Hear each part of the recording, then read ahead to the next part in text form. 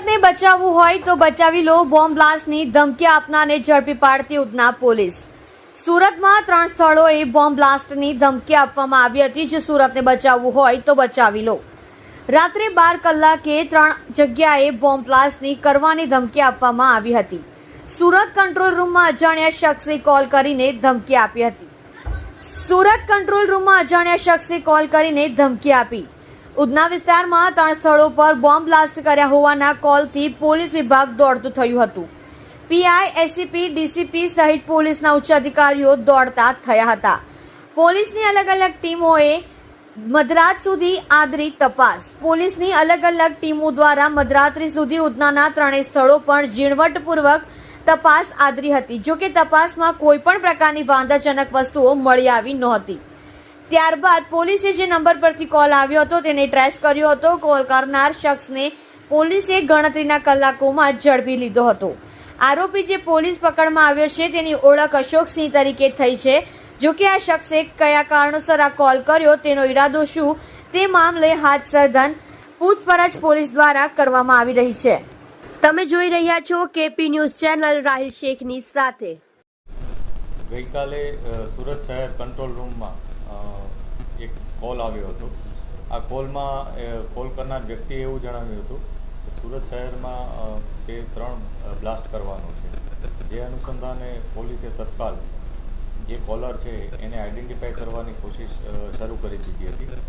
જે મુજબ સુરત શહેરમાં ઉધના પોલીસ સ્ટેશનની ટીમ, સુરત શહેરની એસઓજી ટીમ અને ક્રાઇમ બ્રાન્ચ આ 3 ટીમોએ મળીને જે વ્યક્તિ છે જેણે કોલ કર્યો હતો એની શોધખોળ શરૂ કરી હતી। તેના માટે આ 3 ટીમોએ એક સાથે મળીને આખી રાત ઉધના શહેર પોલીસ સ્ટેશન વિસ્તારમાં જ્યાં એની ઇન્ફોર્મેશન આવી રહી હતી ત્યાં કોમ્બિંગ કર્યું હતું અને એની આરોપીની શોધખોળ શરૂ કરી હતી।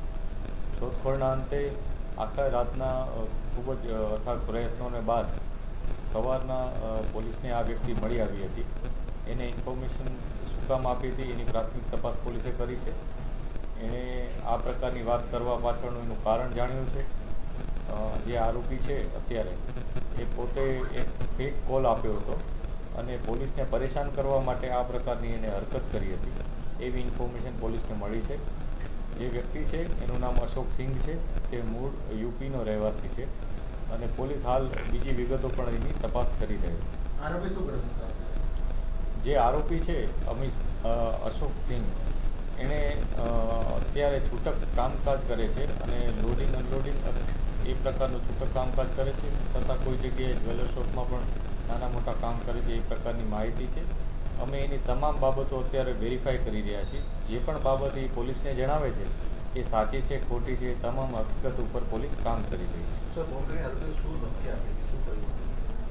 આરોપીએ કંટ્રોલ રૂમમાં એવો કોલ કર્યો હતો કે સુરતમાં 23:55 11:30ની આસપાસ એટલે 11:50ની આસપાસ રાતના 3 બ્લાસ્ટ કરશે અને બીજી કોઈ હકીકત જણાવી ન હતી અને પોતે જ કરશે એ પ્રકારની માહિતી આપી।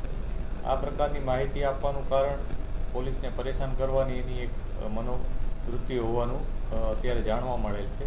તેમ છતાં આમાં એની સાથે અન્ય કોઈના મિત્રો સંડોવાયેલા છે કે નહીં અથવા આ કોલ કરવાનો મુખ્ય હેતુ શું હતો એ તમામ ઇન્ફોર્મેશન પોલીસ એની પાસેથી મેળવી રહી છે। આ તમામ બાબતો ઉપર અમે તપાસ કરી રહ્યા છીએ કેમ કે આ પ્રકારનો ફેક કોલ શું કામ કર્યો, કોઈ પાસેથી એને કોઈ એવી માહિતી મળી હતી અથવા કોઈ પાસેથી કંઈ શીખ્યો હતો, એ તમામ બાબતો અમે તપાસ કરી રહ્યા છીએ। પોલીસ તપાસમાં જોડે કેટલા કલાકમાં આરોપી પકડાયો? જે કોલ આવ્યો એટલે તત્કાલ જે અમારા શહેરની જે મુખ્ય પોલીસ જેને કહી શકાય કે જે લોકો આ તમામ કામોમાં કામગીરી કરતા હોય છે, જેમાં શહેરની ઉધના પોલીસ સ્ટેશન વિસ્તારની ટીમ, કેમ કે આ કોલ ઉધનાની આસપાસનો હોય એવી માહિતી હતી, જેથી ઉધના પોલીસ સ્ટેશનની ટીમ આ ઉપરાંત એસઓજી અને ક્રાઇમ બ્રાન્ચ કે જેઓ એક ક્રિમિનલની આવી મુખ્ય કામગીરી કરતી શાખાઓ છે તેઓ પણ આમાં જોડાયા હતા અને ખૂબ જ મોટા પ્રમાણમાં 3 ટીમો જોડાઈ અને આ કામગીરી કરી હતી। આરોપી પર કોઈ ગુનો? અત્યારે અમે જે આરોપીને લઈ આવ્યા છીએ એની બીજી બધી વિગતો પણ તપાસ કરી રહ્યા છીએ। જેનું નામ અશોક સિંઘ છે. એ ખરેખર એને અગાઉ પણ આવી કોઈ ગુનાહિત કૃત્ય કર્યું હતું અથવા અન્ય કોઈ ગુનામાં સંડોવાયેલો હતો કે નહીં એ તપાસ કરી સર છે. આરોપી કેવી રીતે પકડાયો? અમે આરોપીની જે શોધખોળ કરી હતી એમાં અમને ટેકનિકલ ઇન્ફોર્મેશન આ ઉપરાંત અમારા જે ખાનગી બાતમીદારો હોય છે કે આ પ્રકારનો કોલ કરનાર વ્યક્તિ કોણ હોઈ શકે આ પ્રકારની વિગતો અમે મેળવી હતી અને છેલ્લે નેરો ડાઉન કરી અને આરોપી સુધી અમે પહોંચી શક્યા હતા. ફોન મોડી સાંજના આવ્યો હતો 7:30ની આસપાસ. ત્યારબાદ પોલીસ તત્કાલ આના ઉપર કાર્યવાહીમાં લાગી ગઈ હતી અને આખી રાતનું કોમ્બિંગ કર્યું હતું.